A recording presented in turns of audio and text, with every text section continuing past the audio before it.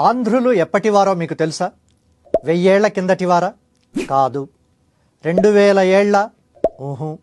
మరి రామాయణ కాలానికంటే ముందువారు. దానికి ఇవిగో సాక్ష్యాలు.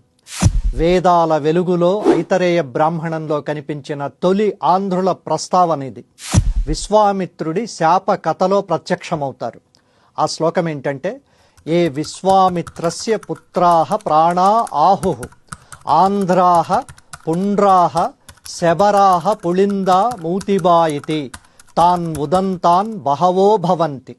దీని అర్థం ఏంటంటే, విశ్వామిత్రుడి కొడుకులు దక్షిణ దిశకు వెళ్ళి అక్కడ ఆంధ్రులుగా, పుండ్రులుగా, పుళిందులుగా మారారని చెబుతోంది ఈ వేదవాక్యం.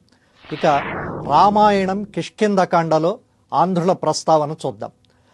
దక్షిణ దిశలో సీతమ్మ కోసం వెతకమని చెప్పినప్పుడు సుగ్రీవుడు వానర వీరులకు ఇచ్చిన మార్గ నిర్దేశనంలో ఆంధ్రదేశం స్పష్టంగా ఉంది.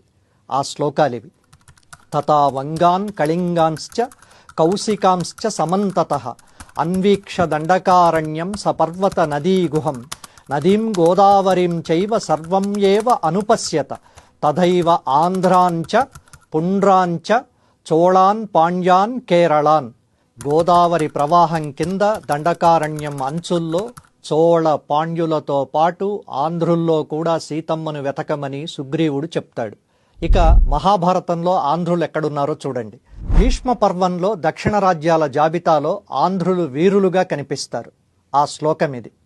ఆంధ్రాంశ్చైవ పుళిందాంశ్చ శబరాంశ్చ నరాధిప పశ్యద్వస్తాన్ మయా రాజన్ దిశం ప్రస్తుం న శక్నయుః.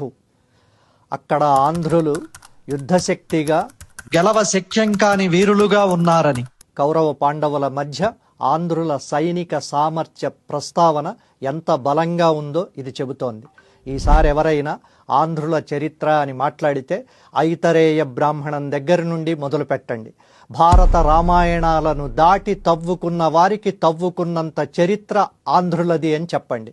అందుకే ఆంధ్రత్వం ఆంధ్ర భాషా చ నాల్పస్య తపసః ఫలం అని తెలుగువాడుగా పుట్టడం, తెలుగు భాష మాట్లాడడం గొప్ప తపస్సు చేసిన వాళ్లకు మాత్రమే లభించే వరం అన్నాడు తమిళ కవి, సంస్కృత పండితుడు అప్పయ్య దీక్షితులు.